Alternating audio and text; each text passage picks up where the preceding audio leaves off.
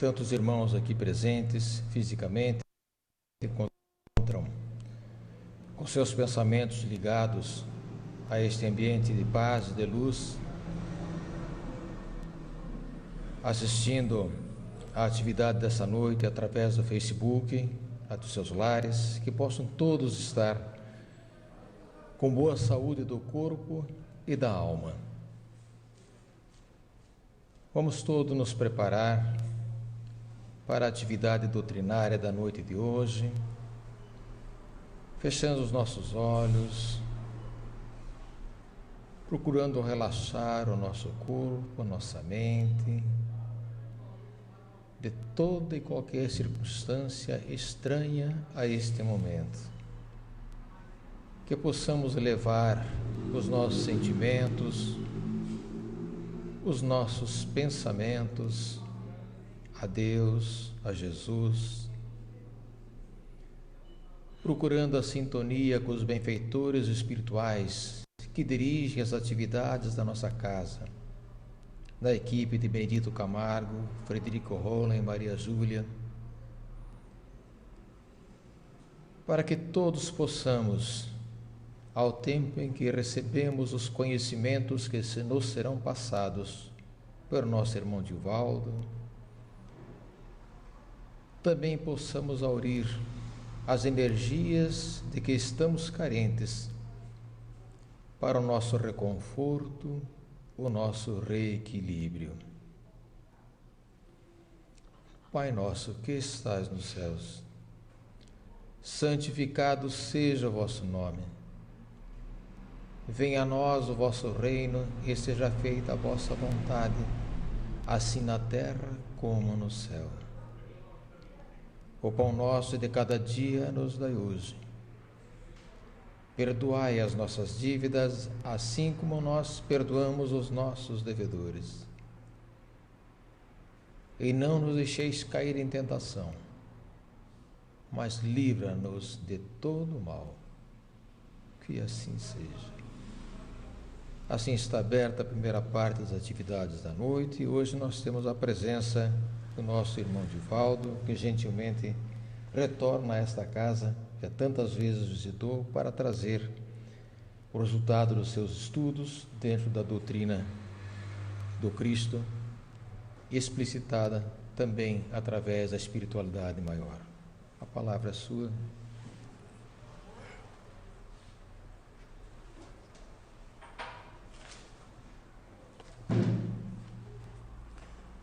Boa noite a todos. Que a paz do Mestre Jesus esteja. O tema, propriamente dito, que foi combinado, é sobre os milagres, capítulo 13º, capítulo 13, portanto, da obra básica, a Gênese. Antes de a gente adentrar direto lá na Gênese, sobre os milagres, nós vamos contar algumas passagens de Jesus, mas bem rápido assim, porque elas vão ser o início, para poder então a gente iniciar propriamente no tema.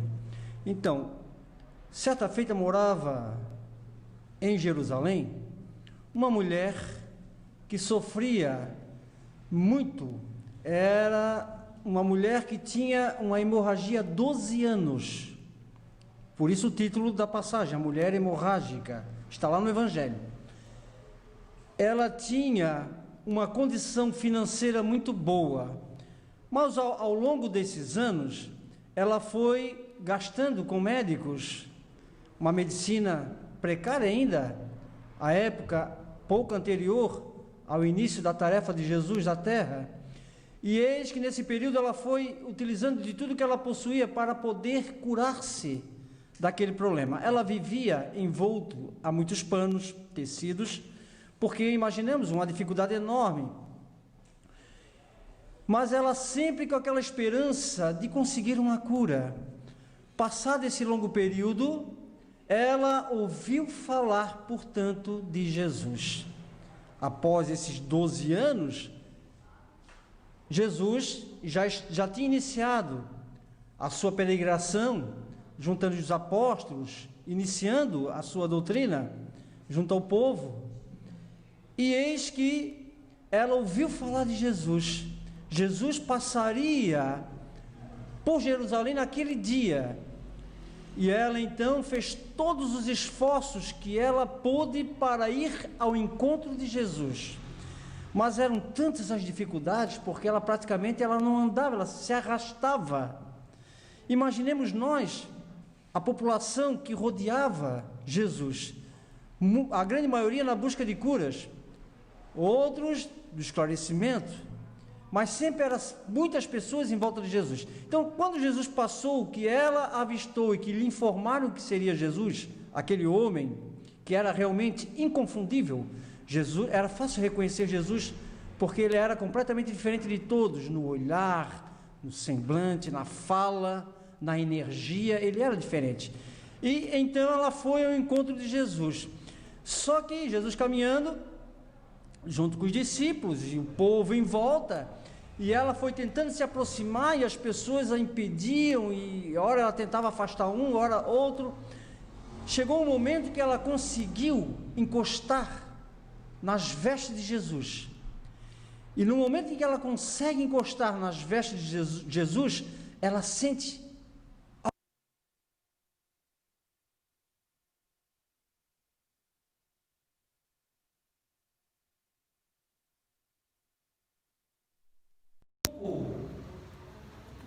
mas os discípulos ficaram assustados. Senhor, alguém te tocou? Nessa multidão em volta, é óbvio que alguém me tocou. É tanta gente se esbarrando para tentar ter a atenção, a tua atenção, todos querendo falar contigo, todos querendo ouvir-te. É natural que muitos encostarem em ti. Não, disse Jesus.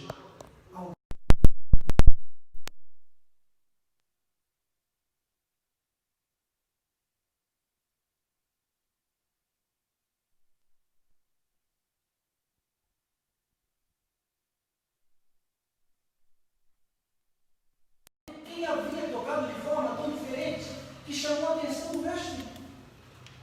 E aí então, ela assustada, de olhos arregalados, antes que acontecesse alguma coisa, ela logo foi se entregando, levantou a mão. Fui eu, Senhor. Fui eu que me toquei. E me senti diferente. Estou me sentindo curada. Ela nem precisou dizer a Jesus do problema que ela tinha. Jesus já sabia. E então Jesus disse: a tua fé te salvou. A tua fé te salvou. Em outros momentos, alguns historiadores colocam como a tua fé te curou. Pouco importa se curou, se salvou, porque o termo salvou, ele dá vazão a um outro entendimento. Porque a cura pela cura, a humanidade quer curar-se. De certa maneira, aqueles do passado, os do presente e hoje, as pessoas buscam curas. Mas o salvou tem um outro sentido. Por isso que a gente tem que considerar isso também. O salvou no sentido de uma mudança verdadeira. Porque as pessoas acreditavam na salvação para o céu, etc. Jesus colocou esse termo, né? Para alguns historiadores. A tua fé te salvou, no sentido de que ela, naquele instante, havia amadurecido como espírito mortal, passado a sua prova, sua expiação. Ali finalizava a expiação. Havia aprendido a lição, portanto, ela já estava aqui, perante as leis divinas, tanto que foi curada. Então, é no sentido de salvação, nesse sentido, de uma melhora, de uma transformação. Mas foi interessante, porque há 12 anos que ela sofria. Ela apenas tocou, entre aspas, apenas tocou no mestre. E Jesus vai completar, eu havia esquecido, dizendo aos discípulos: alguém me tocou, porque eu senti que de mim saíram virtudes. Não podia ter esquecido isso, porque de mim saíram virtudes. Porque mais ao final da palestra vai ter sentido essa colocação. Vou colocar à luz da doutrina espírita. O que significa isso? O que senti que de mim saíram virtudes.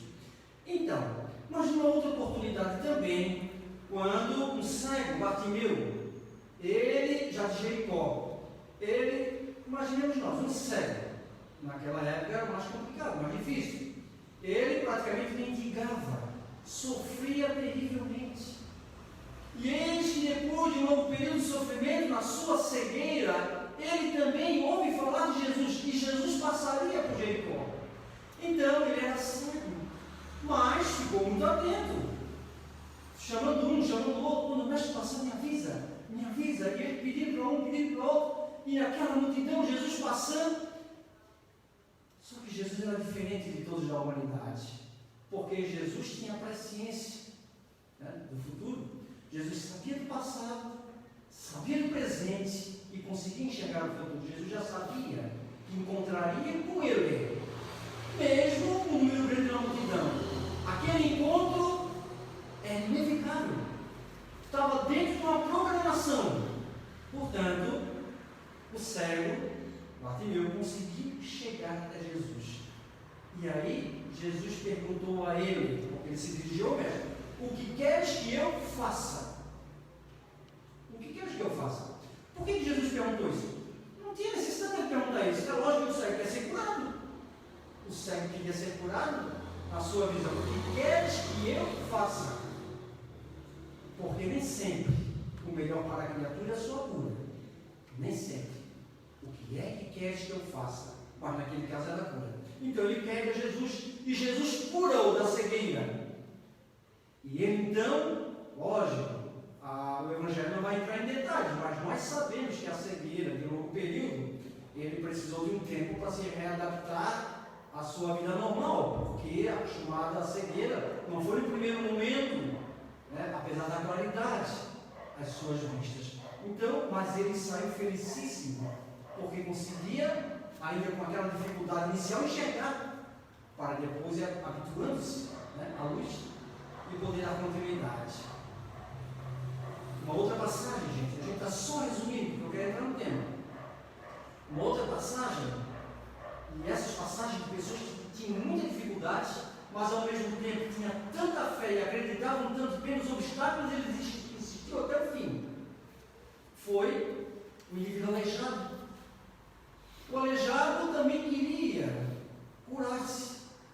Então, esse pediu ajuda a alguns amigos que o carregavam no colo para ir ao encontro de Jesus. Sabia que Jesus estaria na casa de um dos discípulos reunido. Qual foi o problema? Até então, os amigos levaram no colo. Quando chegou na casa, gente, não cabia mais ninguém dentro da casa. Pelo lado de fora, as pessoas já estavam aglomeradas. E podia fazer aglomeração naquela época? Podia, não tinha pandemia. E eis que todos aglomerados pelo lado de fora, a casa assim, ó. Como é que esse indivíduo vai conseguir ser atendido por Jesus? Impossível. Pensam que ele desistiu? Não. Ele fez os amigos subir no telhado. Subiram no telhado, tiraram algumas telhas e desceram ele com uma corda. Amarraram a corda na cintura dele, desceram ele bem na frente de Jesus. E Jesus então, da mesma maneira que os demais, e ele curou, ele direcionou o olhar, a palavra e disse: levanta e anda. Assim mesmo. Ele era aleijado, gente. Levanta e anda. É óbvio que a gente sabe que ele era aleijado por muitos anos. Ele saiu, provavelmente saiu dando troco, porque trabalhar na área da saúde, eu sei que é difícil. Ele teria que fazer uma fisioterapia, teria que habituar-se a andar. Ele não andava. Mas isso é o de menos. É só detalhes que a gente está colocando aqui. Na verdade, o importante é que ele ficou curado, ficou de pé, ele se levantou. Provavelmente auxiliado pelas pessoas, começou a caminhar e depois ele foi caminhar sozinho. Tanto que ele foi ao templo orar. Ele foi ao templo orar depois disso. O que a gente quer com essas passagens do Evangelho? Porque lá está escrito assim, os milagres do Evangelho. Hoje não vou falar disso. Então, a cura da mulher hemorrágica, do cego Bartimeu, e a cura desse aleijado, poderíamos citar aqui inúmeras outras curas, são realmente milagres? Existe um milagre? Portanto, essa é a nossa proposta, os milagres. Só que nós vamos aprofundar no assunto, porque adentrar direto na doutrina espírita ficaria muito fácil. Por que as pessoas têm a ideia do milagre? Tem vários motivos. Primeiro, a gente precisa precisa considerar que essa palavra, milagre, vem do latim mirare. E, na sua acepção etimológica, sabe qual o significado de milagre? Lá na etimologia, é o fato ser, o episódio ser admirável, extraordinário, surpreendente. Olha só, o milagre, o significado do milagre, inicialmente, na acepção da palavra, é o fato ser admirável, ser extraordinário, surpreendente. A cura da mulher hemorrágica, a cura de Bartimeu, cego, a cura daquele homem aleijado, não é um fato admirável? Não é um fato extraordinário? É fora do normal. Não é comum todo dia pessoas serem curadas dessa maneira. Então é extraordinário. E não é surpreendente? Imaginemos nós, se nós estivéssemos lá, junto com os discípulos, assistindo às preleções do mestre, de repente aparece um aleijado pelo teto, e ele diz: levanta e anda. Não seria para nós surpreendente? Desse ponto de vista, existe milagre, gente. Desse ponto de vista. Agora, o que a gente precisa considerar? A gente precisa considerar que o termo milagre sofreu alteração ao longo da história. Houve mudança no entendimento do significado. Porque nesse período em que admirável, extraordinário, surpreendente, tanto era milagre uma cura dessas, como o pôr do sol, por exemplo. O pôr do sol é milagre. Não é admirável o pôr do sol, não é extraordinário, não é surpreendente. Vocês já perceberam naqueles programas, não é, que falam do mundo animal, quando tem aqueles pássaros onde vem ao ninho colocar a comida na boca dos filhotinhos? Aquilo ali, pela acepção da palavra, é um milagre, porque é uma cena muito linda, admirável, surpreendente a natureza. Até não é surpreendente a natureza. Então o milagre tinha uma significação geral de tudo que era admirável, tudo que nos surpreendia. Portanto, ao longo do tempo foi mudando. Então, lá na Gênesis, no capítulo 13, o Espírito de Verdade vai trabalhar tudo isso que eu estou dizendo, menos as parábolas. As parábolas eu não precisei para iniciar. Mas ele vai colocar esse significado e vai colocar também a acepção acadêmica. O que a academia, o que a ciência fala sobre o milagre. Então, a ciência, posteriormente, foi se pronunciar. E o que diz a ciência? Milagre é um ato do poder divino contrário às leis da natureza conhecidas. Esse conhecidas salvou a ciência. Esse conhecidas salvou a ciência. Imaginemos nós, para a ciência, o milagre, e aqui a ciência vai se referir, porque como nós falamos inicialmente, de maneira geral, tudo que era admirável é milagre. Agora não, agora para a ciência é um fato mais específico. Por exemplo, essa cura de Jesus, a cura da mulher hemorrágica, a ciência não conseguia curar ela. A cura de um cego é complicado, gente. A cura do aleijado, para a ciência, é um ato do poder divino contrário às leis da natureza conhecidas. A ciência não descarta a possibilidade de existirem leis naturais que explicam o fenômeno, mas que até o momento não conseguiram. Então, a ciência, pelas leis naturais que ela estudou, não há explicação. Mas o importante é que ela não descarta a possibilidade, a ciência está sempre aberta. E ainda bem que a ciência é assim, porque nós vamos mostrar mais à frente a realidade, segundo a doutrina espírita, que também fala das leis naturais. A acepção usual das pessoas, o comum, essa sim deixou de ser geral. Agora o milagre passa a ser algo direcionado, um fato comum, uma cura, por exemplo. Então, de geral que era, tornou-se de ordem particular. Segundo as massas, o milagre implica na ideia de um fato extra-natural. Já está fora da lei da natureza. Segundo as massas, é um fato fora das leis naturais. Segundo a teologia, está lá na Gênesis, tá, gente? Segundo a teologia, A teologia aqui, nós não vamos entrar em detalhes com relação às religiões. A teologia de maneira geral, e não cabe aqui também um aspecto de crítica, mas apenas mostrando a realidade daquilo que nos é apresentado. Portanto, está na Gênesis, e nós hoje podemos afirmar isso com toda certeza, sem crítica alguma, apesar de nós não concordamos com o sentido teológico acerca do milagre. Então, segundo a teologia, é uma derrogação da lei da natureza, por meio da qual Deus manifesta o seu poder. A teologia diz que é uma derrogação da lei natural. Uma derrogação da lei natural, por meio da qual Deus manifesta o seu poder. O que significa? Significa que Deus, que fez todas as leis, de repente Ele quer mostrar o seu poder. E aí Ele derroga a lei, para que aquilo aconteça. É uma derrogação da lei natural, onde Deus demonstra o seu poder. Então, Deus precisa derrogar uma lei para mostrar o seu poder? É óbvio, gente, que esse entendimento é uma influência muito grande do período mosaico, onde Deus era o Deus que castigava, o Deus que punia aqueles que não soubessem cumprir a lei divina.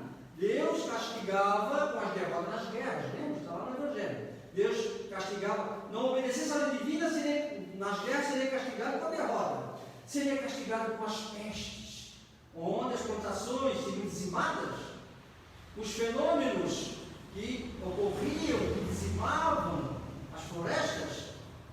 Portanto, Deus manifestaria o seu poder dessa maneira, sendo Deus infinitamente bom e justo. Mesmo assim, segundo a teologia, agiria dessa maneira. Então, qual é a característica do milagre segundo a teologia? Então, segundo a teologia, é o ser inexplicável. Não tem explicação. Segundo a teologia, não tem explicação, por isso não envolve as leis naturais. Não tem explicação. Extranatural. Segundo a teologia, é extranatural.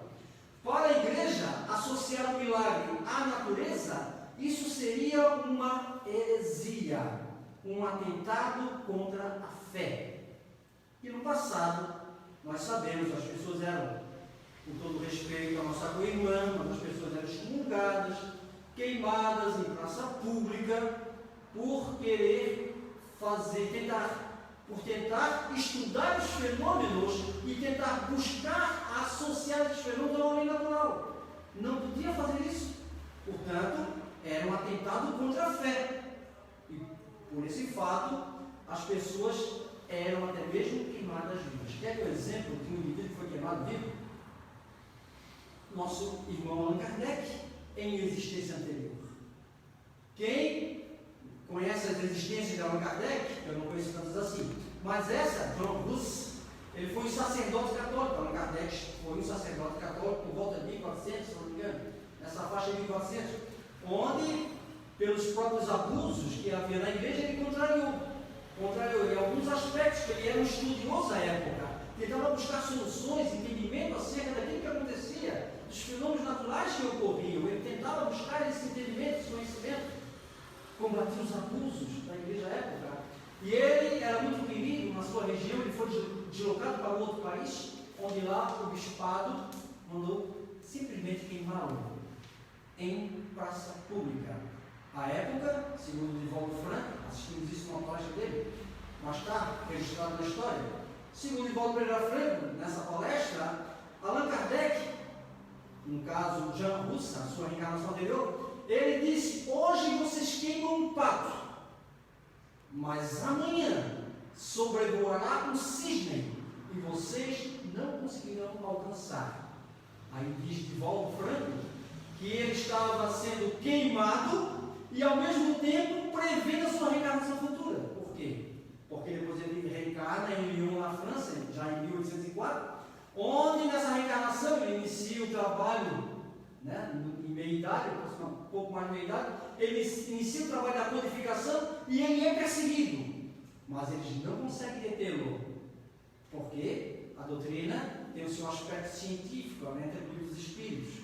Se entrasse como religião, é bom, Entrou com o livro dos Espíritos como ciência. Alguns cientistas abraçaram e ele conseguiu manter-se. Então, não conseguiram mais queimar o mundo. Foi uma previsão dele. Mas vamos voltar ao tempo, senão de fora. Então, se um homem, aí a gente dá um exemplo aqui, ó. Se um homem morto conseguir restituir a sua vida, seria então esse dito milagre, uma derrogação da lei natural. Se um homem morto conseguisse, esse homem morto, restituir a vida, isso seria uma derrogação da lei natural. E as pessoas que utilizam o exemplo de Lázaro, que acreditavam estar morto, não sabiam. O mesmo que Jesus também curou, ou seja, Jesus não curou, ele chamou Lázaro novamente. Porque Lázaro aparentava morte. Por um fenômeno muito natural, que a ciência naquela época não entendia, não compreendia, o fenômeno da catalepsia, a morte aparente, não consegue perceber os sinais vitais. E a pessoa, hoje em dia, gente, se não tiver cuidado, pode ter algo diminutivo. É complicado a catalepsia. Muito raro, mas é complicado. Então, disseram que Lázaro estava morto. Se tivesse enterrado mesmo Lázaro, ele estaria morto de verdade. Mas naquela época colocavam na caverna, né? Eles colocavam na caverna, colocavam em pedra, abria no sepulcro. E então foram avisar Jesus: olha, Lázaro morreu já há 4 dias, está até cheirando mal. Acontece que Lázaro, ele não estava morto. Lázaro estava preso perispiritualmente ao seu corpo físico por poucos laços. Uns laços muito frágeis estavam prendendo ainda. Portanto, enquanto a ligação perispiritual não é totalmente desfeita, não há morte. A morte só se dá quando, pelas poucas condições do indivíduo, onde cessado o fluido vital, sobretudo quando há morte natural, cessado o fluido vital, todos os laços que o prendem são desatados. Enquanto tiver um laço, não tem como. Nós não nos prendemos no sono à noite, saímos do corpo, nós não morremos. Até quando se fala em sonhos, chega a se utilizar disso como exemplo de morte. A gente não deve temer a morte, porque, teoricamente, parecido com a morte acontece todo dia. Todo dia a gente dorme, se não se desloca do corpo. Então, por quê? Porque os laços se frouxam. Os laços perispirituais se frouxam e a gente sai do corpo. Durante o período do sono, Lázaro foi mais intenso, óbvio. Cheirar mal, muito natural. A circulação sanguínea com dificuldades, é normal que nas extremidades pode até apodrecer a carne. A gangrena hoje é um exemplo de que a criatura pode ter a carne apodrecida pela má circulação do sangue, ou por nenhuma circulação do sangue, que foi o que ocorreu com Lázaro. Então Jesus chega para Lázaro e diz: levanta, meu filho. Está na hora, levanta. E Lázaro acordou e levantou. Hoje eu não me assustaria, mas se eu tivesse presente lá, eu ia contar isso, porque ele estava há 4 dias. Jesus diz: levanta. E o indivíduo levanta e cairia assustado. Eu cairia assustado. De qualquer maneira, não lembro se estava lá. Hoje eu entendo que Lázaro não estava morto. Então, se um homem morto mesmo restituísse a vida, isso seria um milagre como derrogação da lei. No entanto, não há derrogação da lei. Existem leis naturais. Leis essas que o homem desconhece. Então, o que diz a doutrina espírita? A doutrina espírita diz que existem fenômenos, dentre os quais a nossa ciência, e olha que a nossa ciência já está caminhando bem, gente. Tem a física quântica, tem alguns estudos mais aprofundados. A agência aqui a gente está citando porque a agência é antiga, mas a ciência propriamente dita, não o conhecimento da doutrina, o conhecimento da doutrina é atual, mas na questão da ciência, a ciência tem caminhado bem. De qualquer maneira, é preciso levar em conta um outro elemento, além do elemento material onde os homens se debruçam.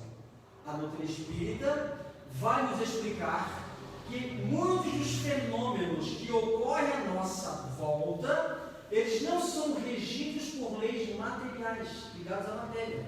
São elementos espirituais que precisam ser levados em conta. E até mesmo o magnetismo, que não deixa de ser matéria.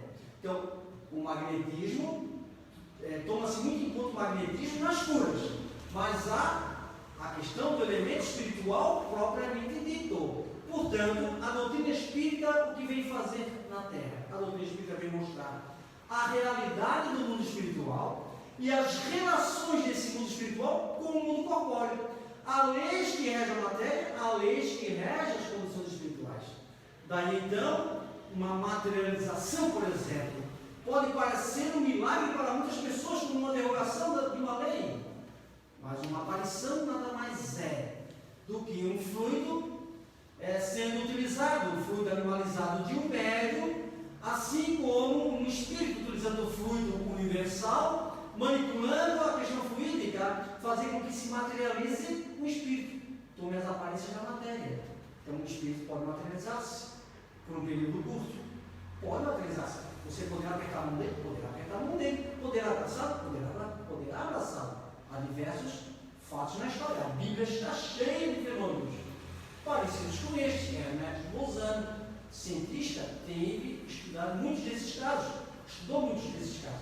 Portanto, é o elemento espiritual. Quando se leva em conta o elemento espiritual, nós vamos perceber que há um fluido que banha o nosso universo.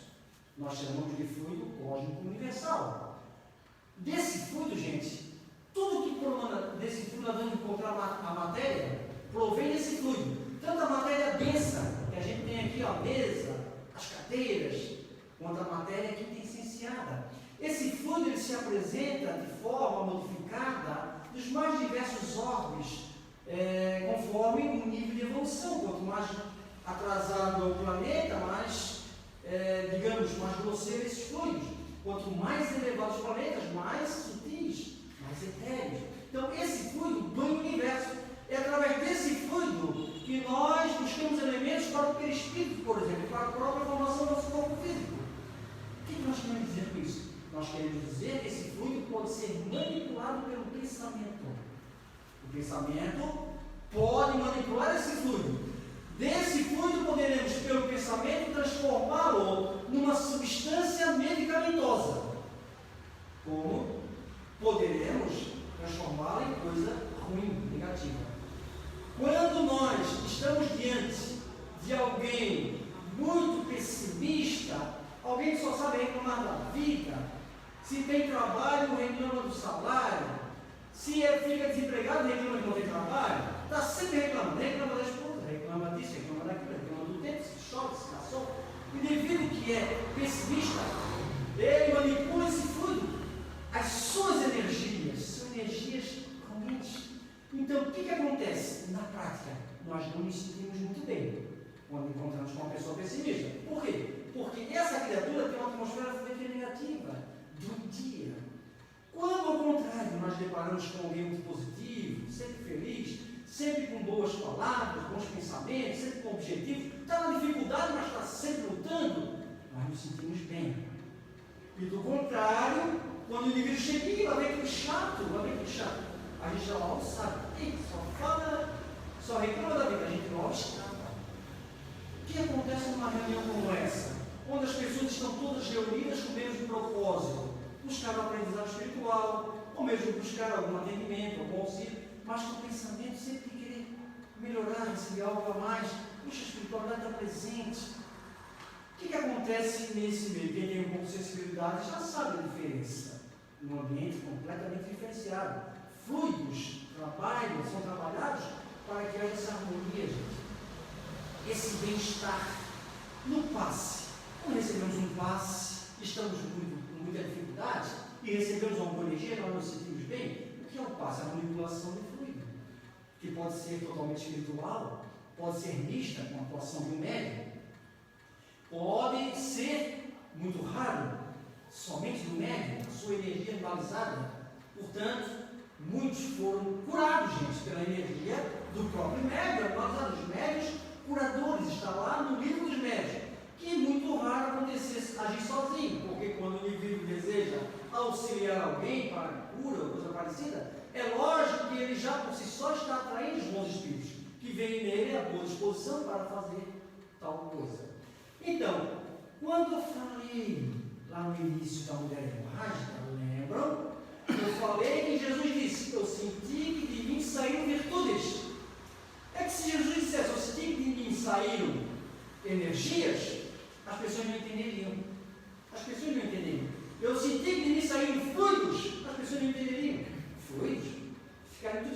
científico de serem virtudes, como ele está no final de Jesus. A terminologia foi apropriada à época. Jesus foi tocado e ele transferiu àquela mulher os fluidos necessários para a cura que ela precisava. Detalhe, Jesus não curou a todos. Detalhe, por quê? E a gente precisa explicar, gente. Porque tanto o cego, que é uma expiação difícil, tanto o paralítico quanto essa mulher hemorrágica, nós entendemos, com o conhecimento da doutrina espírita, que são expiações. Toda expiação é prova, nem toda prova é expiação. Há provas que são desafios para a criatura crescer. A expiação é para corrigir, mais diretamente, um caso específico. Ora, por que Jesus curou alguns e não curou outros? Mesmo tendo Jesus a possibilidade, a capacidade para movimentar os fluidos e curar quem ele quisesse, é que Jesus não alterava o ciclo da programação reencarnatória, não agredia as leis naturais. Aquele cego tinha que encerrar ali a sua expiação, e Jesus sabia disso. Muitos de nós não vamos saber, mas Jesus sabia. Aquela mulher hemorrágica, a sua expiação era de 12 anos.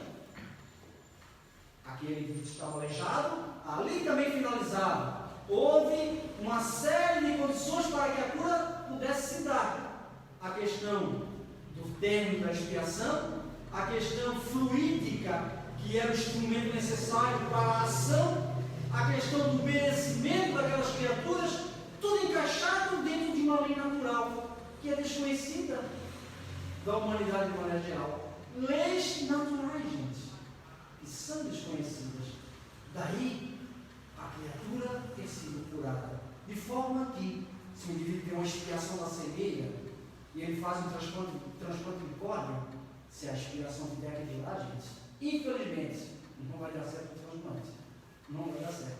Porque se for uma expiação programada para toda uma existência, agora há situações em que pode ser amenizada a expiação, o que não é muito comum, não é tão fácil assim. Mas Hilário Silva narra, na sua, não sei se errado, então, mas Hilário Silva narra numa obra do nosso irmão Chico Xavier, Espírito Hilário Silva, de um indivíduo que inicialmente havia uma programação expiatória para ele perder o braço. E eis que houve um acidente no seu local de trabalho e ele perdeu um dedo. E esse indivíduo era uma criatura que estava ligada ao movimento espírita na época, uma criatura extraordinária, admirada na cidade, uma pessoa do bem, só trabalhou no bem, trazia virtudes, já antes de reencarnar, durante o plano espiritual, já trabalhando incansavelmente pelos necessitados como desencarnado, reencarnou, tinha necessidade expiatória, mas continuou trabalhando no campo do bem, espiritualidade, e reavaliou tudo isso. E então ele perdeu um dedo. Os trabalhadores da casa espírita que ele participava é que se indignaram. Nossa, um indivíduo, se fosse eu, tudo bem, mas um indivíduo tão bom, uma pessoa tão querida, amável, faz o bem para todo mundo, como é que pode a espiritualidade ter permitido ele perder um dedo? E aí o mentor, segundo Hilário Silva, se pronunciou. Vocês não sabem o que estou dizendo. Nosso irmão tinha como programação perder o braço, porque ele mandou decepar braços de escravos em pretéritas existências, mas ele se redimiu, passou por dificuldades no plano espiritual, foi depois resgatado, trabalhou incansavelmente, teve trabalho incansável, finalizando com o trabalho na terra, foi reavaliado e perdeu seu dedo. Vejam como funcionam as leis naturais. Foi um milagre? Não foi milagre. Foi uma necessidade que a espiritualidade viu de amenizar a sua expiação pelo fato de ele ser muito útil na terra, naquilo que ele estava fazendo. Então o que a gente percebe? Existem milagres? Milagres do ponto de vista de um acontecimento fora da lei natural? Não. A doutrina espírita diz que os milagres, do nosso entendimento, os milagres, os fenômenos ditos de milagres, são fenômenos naturais. Para todos há explicação em leis naturais, desconhecidas de muita gente, mas leis naturais. para encerrar, gente, algo extraordinário na história do Chico Xavier. Quando o Chico, nós sabemos que ele tinha um cachorrinho, e ele admirava muito aquele cachorro. E, em determinado momento da vida, o cachorro adoeceu. O Chico ficou muito triste com isso. Ele ficou muito triste. E eis que, pela sua tristeza, um amigo do Chico, muito íntimo, ficou mais triste ainda. Porque não podia ver o Chico ficar triste, ficou mais triste ainda. E aí, então, o que esse amigo fez? Resolveu acabar com o problema. O Chico saiu para trabalhar, voltava à tarde, ele matou o cachorro. Matou o cachorro, ele pensou assim, mata o cachorro, pronto, daqui a pouco o Chico esquece e não sofre mais, porque o animal está definhando aos poucos. E quando o Chico voltou, e aí o amigo disse, olha, está resolvido o problema, Chico, matei o teu cachorro, nem precisa mais te preocupar com ele. O Chico ficou tão triste, o Chico ficou tão magoado, que ele ficou meio que doente, de tanta mágoa. E o amigo dele ficou tão triste pela mágoa do Chico, que se afastaram. Passou-se um certo tempo, e eis que Emmanuel chama a atenção do Chico Xavier. Olha, Chico, não dá para continuar assim, porque essa tua mágoa está atrapalhando o trabalho mediúnico, está interferindo no trabalho mediúnico, daqui a pouco vai interferir nas tuas comunicações. Tem que eliminar essa mágoa, mas o que eu posso fazer? Vai lá na casa do indivíduo, conversa com ele, né, teu amigo, conversa com ele, vê o que ele mais gosta e dá de presente a ele. E aí o Chico estava doente já de algum tempo, sentindo algo muito, estava muito doente. Médico, amigo do Chico, tu não tens nada, meu filho, tu não tens nada, mas como eu estou doente? E aí passou, o Chico descobriu que o amigo gostava de máquina de costura. O maior sonho dele era ter uma máquina de costura. Naquela época, aquele amigo dele jamais conseguiria comprar uma máquina de costura, era tão caro. E o Chico ficou apavorado porque era muito caro. O Chico conseguiu comprar a máquina de costura e fez em algumas prestações. Ele prorrogou 4 reencarnações para pagar a máquina, ou seja, um período muito longo. Quando ele chega na casa do amigo, que ele entrega a máquina de costura, o amigo, que tinha família numerosa, que estava com dificuldade de sustento da família, a sua habilidade era a costura, e eis que quando ele recebe aquela máquina de costura, ele não acredita. Ele fica tão feliz com a máquina de costura, e o Chico Xavier observando aquilo. Enquanto o amigo desembrulhava o presente, Emmanuel disse para o Chico, olha para o teu peito. O peito do Chico, ele espiritualmente era cheio de manchas escuras da mágoa que ele carregava. Quando o indivíduo viu que era a máquina, ele ficou tão feliz, mas tão feliz, que ele projetou do seu peito fluidos que automaticamente eliminaram as manchas do peito do Chico. E o Chico, que estava para baixo, doente, ficou bom, ficou são.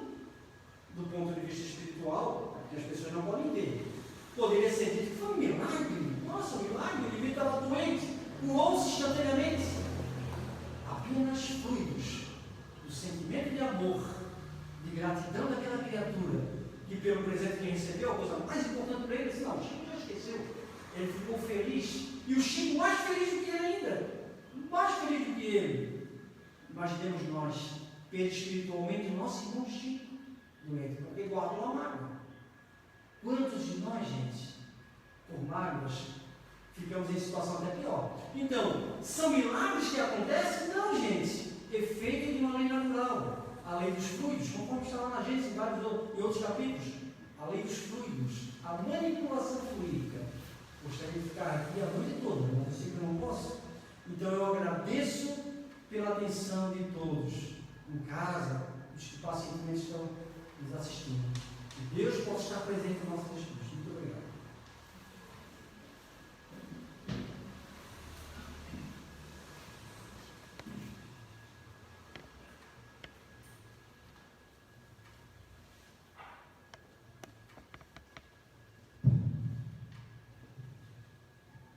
Só temos que agradecer ao pastor Paulo pela maravilhosa mensagem que nos deixou na noite de hoje.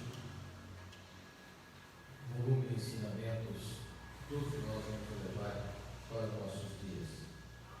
E que todos nós possamos fazer os nossos, entre aspas, milagres no nosso dia a dia, junto aos nossos entes queridos, junto a todos aqueles que nos servem.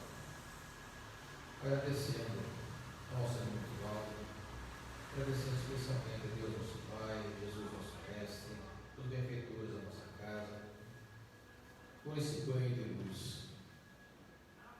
Pedimos humildemente que essas luzes possam ser levadas lá para os nossos lares, lá para os lares que estão em aflição, lá para os hospitais, para os asilos, para os leprosários, para as prisões, para os abrigos, albergues, para o reino das ruas onde mendigam,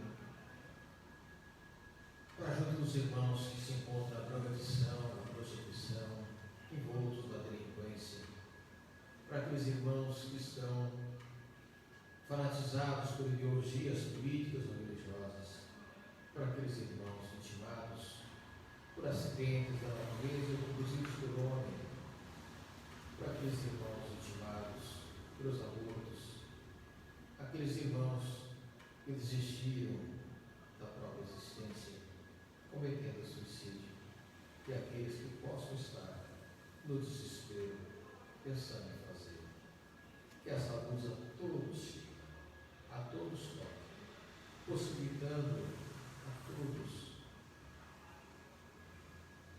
a clareza,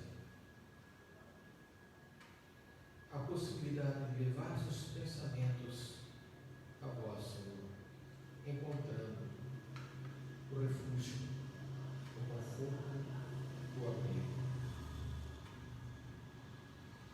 Pai nosso que estás nos céus, santificado seja o vosso nome. Venha a nós o vosso reino, seja feita a vossa vontade, assim na terra como no céu. O pão nosso de cada dia nos dai hoje. Perdoai as nossas dívidas, assim como nós perdoamos os nossos devedores. E não nos deixeis cair em tentação, mas livra-nos de todo mal. Que assim seja. Está encerrado.